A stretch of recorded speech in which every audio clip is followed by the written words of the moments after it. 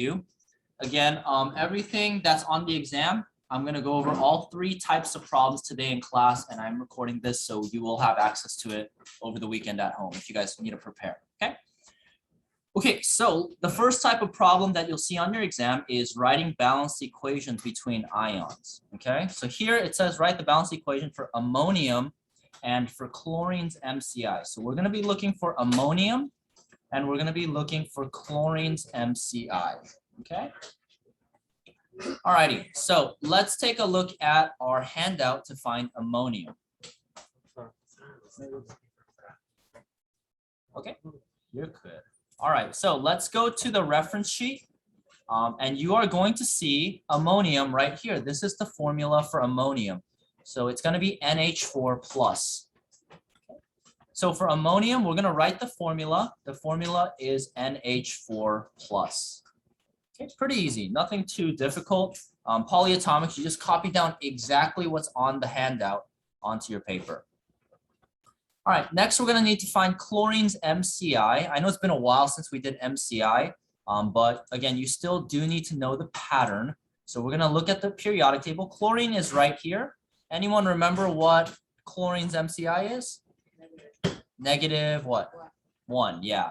This is gonna be -1. So you guys do need to remember that pattern, but if you forget, let me just give you a hint. There's chlorine right there. You go to the reference sheet, you'll see chlorine is Cl minus. So that's another way you can double check what the MCI is. So chlorine is -1. Okay. All right, so what we're gonna do is we're gonna react them or combine them together. And so if NH4 and Cl combine, are they gonna balance each other out? Yeah, it's +1 and -1, and so they will balance. So the product that you will get is NH4Cl. You just write the positive and the negative next to each other, and you don't need to change any numbers because you only use one of each. So there you go. This, what's in this box is what you're gonna have to give me for the exam. Okay, it should look exactly like this. Okay, any questions on part A?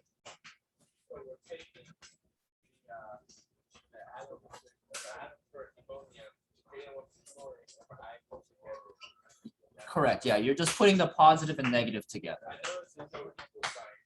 Yeah, we use the arrow instead. Because later on in the year, there's a backwards arrow too.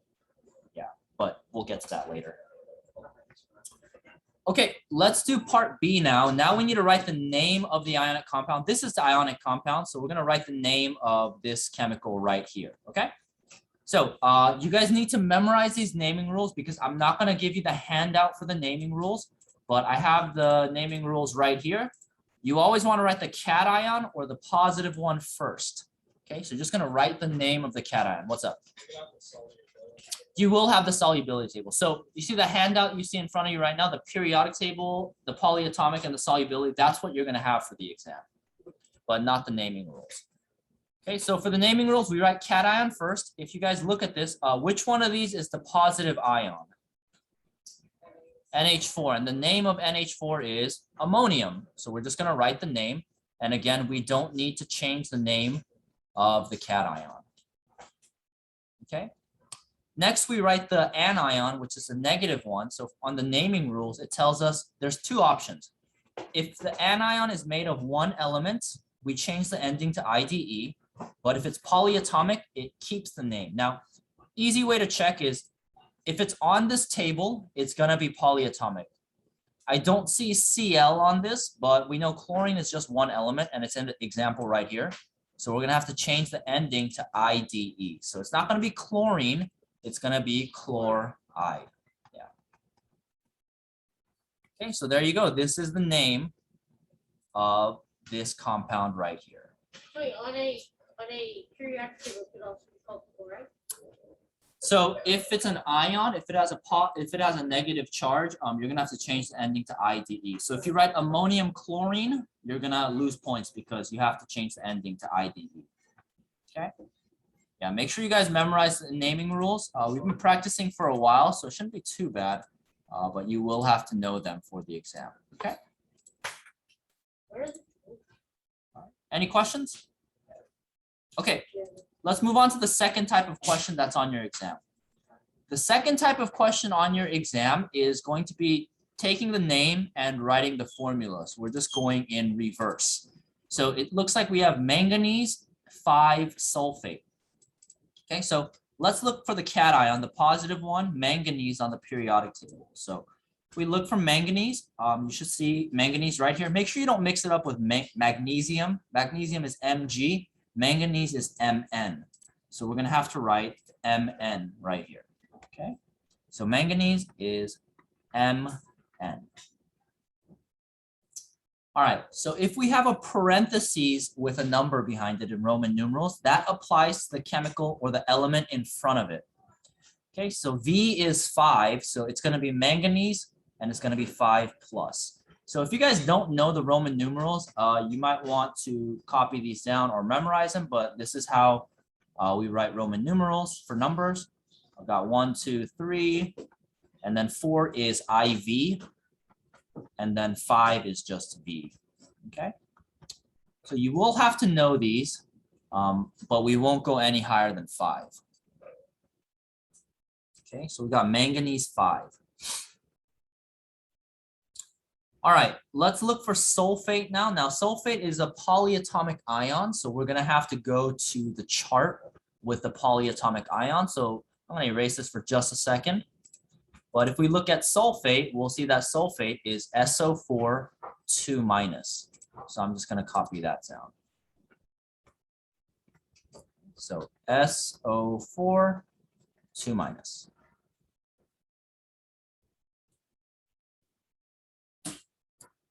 All right, so what we need to do now is we need to balance the positive and negative ions. So if you guys take a look at this, do we have more positive energy or more negative energy? Yeah, positive, because it's 5 and 2. So if we have more positive energy, we want to balance that out, right? If there's somebody that's really happy all the time, you kind of want to make them a little sad to bring them down to earth, right? So we're going to add a negative ion. I'm just joking, but if we add another negative ion, how much negative energy do we have now? 4, it's -4. So we still don't have enough negative energy. So we're gonna add another SO4 2 minus. But now, yeah, we have too much negative energy. So we need to do the opposite. So we have to keep adding positive and negative charges in order to balance them out. So if I add another positive, now I have positive 10. But I have -6. So we can actually finish this up by adding 2 more of these. Because if I add 2 more sulfates, I have -2, 4, 6, 8, 10, which is balancing out the positive 10. Yeah, what's up? So when we're writing these types of formulas, you need to balance them out, and to balance them out, you need to keep adding on to it until they have more. Exactly. You just keep adding positives and negatives until they balance each other out. Okay, how do we know which equations do this? So it's gonna so for this type of problem, it tells you, and so it tells you to write the formula. So sulfate, we get it from the polyatomic chart. So you just need to look it up right here. It says sulfate. So that's where you get the formula from. And then for manganese, the symbol is Mn. We get that from the periodic table. And then the 5 right here, the Roman numeral tells us that it's +5. Yeah, so that's how you figure it out. Okay, good question. Okay, now we just need to write the formula. So we just put it together. I'm gonna write the positive one, Mn, and SO4 next to each other. And then we're gonna try to adjust the numbers, okay? So how many Mn's, how many manganese did I use? The charge is 10, but how many did I use?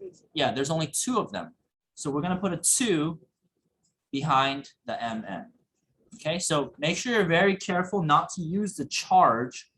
The charge is 10, but I'm only using 2 because each of them have +5. How many sulfates did I use? 5, exactly. So I'm going to put sulfate in parentheses and put a 5 behind it, okay? And this is my answer. Now, one thing I've been noticing in the assignments in the labs is that people start messing with the formula for the polyatomic. So they'll do this, they'll like put SO and put the 4 on the outside. Don't change the polyatomics. Just copy down exactly what's on the chart because the polyatomics will never change. They'll always be the same. So when you look at this, keep them exactly the way that they're written. You're not going to change up the numbers. You're not going to change the letters. You're not going to switch them around where they go. Just copy them down exactly the way that they are written here. Okay. Just keep that in mind because I've been noticing that on the assignments. All right. Any questions on the second type of problem? Yeah, what's up? On the test, what is show how many how you put 5? Mhm. What is show 5? Yeah, so if it's in parentheses, that tells you the charge. So unless there is an MCI, so if we go to the periodic table real quick, remember how I taught you the pattern of +1, +2, +3, etc. Everything in the middle that you didn't learn MCI for, I will provide the charge for them. Okay. Yeah. You see how you can put it from whatever, you know, Manganese, yeah. it's cool. Yeah, you put 2, yeah, it's 2 because you need 2 of them to balance out with the sulfate right here. That's playing out loud. what? The sound was playing out loud, not through the headphones. Yeah, that's okay. All right, now let's move on to the last type of problem on your exam and your assignment. And it's everybody's favorite type of problem. It's going to be the precipitation stuff. So on your exam, you're going to get one of these tables and you're going to have to fill it out. And so we're going to practice it. It's also on your assignment. And I noticed that a lot of people had trouble doing this on the pre-lab. So make sure that you're following along and you ask any questions if you guys have any. Okay, so the first thing that you want to do always is you want to break down the ions. Okay, so let's write that down somewhere. If you guys don't know how to do this, you're going to break down the ions. So you see these chemicals that you'll be mixing. You want to figure out which ions they turn into.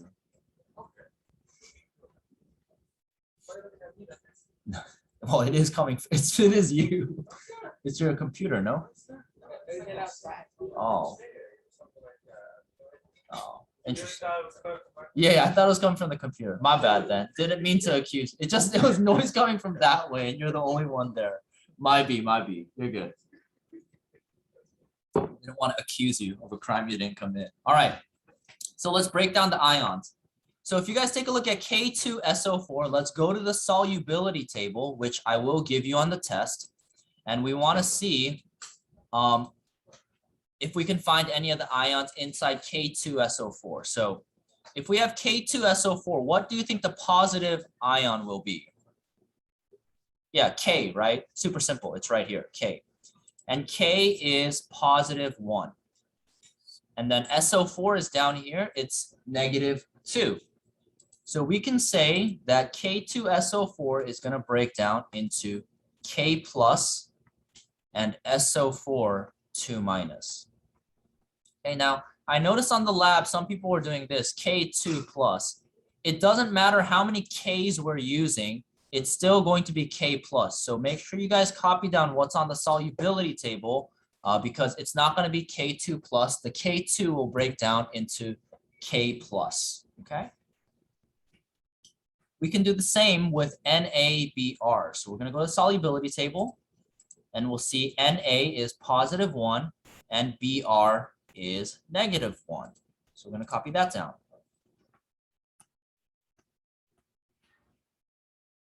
Okay, so you want to start by just breaking everything down before you start mixing anything. And on your exam, I recommend just writing this out. That way, if you get something wrong, I can still give you partial credit for breaking them down. That what you're going to ask? Okay. All right, and then last but not least, we got PbNO3 So we're going to go to the solubility table. Pb is right here, and it looks like Pb is +2. And then NO3 is -1. So we're going to copy that down exactly the way it is. Again, make sure you don't write NO3 in parentheses when you break it down. It's going to break down into NO3 minus. Okay. All right, and that's step 1. You broke down all the ions. Okay. Any questions on how we did that? Okay. Again, all we did was look on the solubility table and figure out what ions are on there. Okay, the second thing you want to do is you actually start mixing them together. You're going to mix the ions. Okay, so you're gonna take the positive of one of them and combine it with the negative of the other one. So we're gonna mix K with NO3. And since it's positive one and negative one, they balance each other out. So you guys don't need to change the numbers. Same thing with PbSO4. You're gonna combine these two. And since one of them is positive 2 and negative 2, you can just write them exactly as they are. Okay, so if you guys notice, it's the same thing we did with the balanced equations. You just take the positive, put it next to the negative, and then combine it together. I saw it at the exact moment All right. All right, so that's gonna be step 2. Last step, step 3 is you're just gonna figure out, is it soluble? Does it dissolve in water or not? So let's line up K and NO3. So K and NO3 looks like it's soluble. So this guy dissolves in water. So we're just gonna write that KNO3 is soluble, dissolves in water.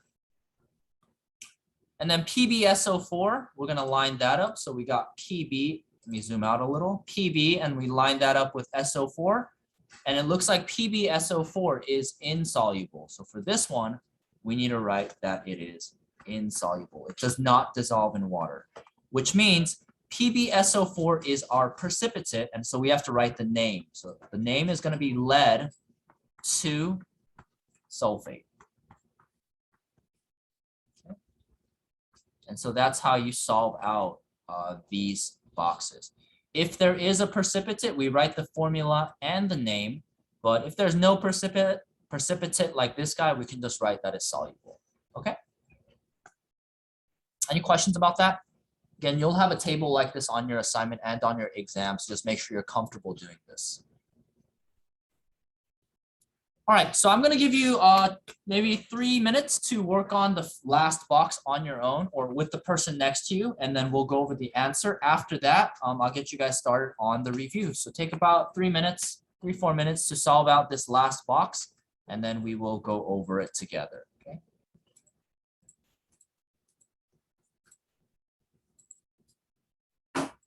All right, let's finish this up and then I'll get you guys started on the assignment, okay? So same thing as before, we're gonna take the positive of one and combine it with the negative of the other. So we're gonna get NaNO3. And then we're gonna take the positive of the other one, Pb2 plus, and combine it with Br minus. So we got Pb, but since I need 2 Brs, it'll be PbBr2 because Pb is positive 2 and Br is negative 1. So I need 2 Brs to balance it out. Okay, so let's go to the solubility table and line them up. So we got Na and NO3. So if we look at Na and NO3, we got NaNO3, which is soluble. And then PbBr, if you line that up, you'll see that that one is also soluble. So they're both soluble here. So if they're both soluble, that means they will both dissolve in water, which means that you will have no precipitate. So you just write NP in the box and you're good to go. So if you were able to get that on your own, should be in pretty good shape for the exam. It's just gonna be like that. You'll just have some solubility stuff to figure out, okay? Next time I see you on Tuesday. Yes. No precipitate, yeah. Yeah, so on the test, if you get both sol, then you'll be good, but just write the NP, it'll make it easier for me to grade. And I do make mistakes, so the easier it is for me, the less mistakes I'll make. But anyway, just another reminder that anything missing or late from Unit 2 will be due on Tuesday, which is the day of the test as well. So if you have anything missing, make sure you guys turn that in. And I have the answer key for the Unit 2 review if you want to check it out. Make sure you're doing everything correctly, and I'll give you the rest of the class period to work on the review. Let me know if you have any questions.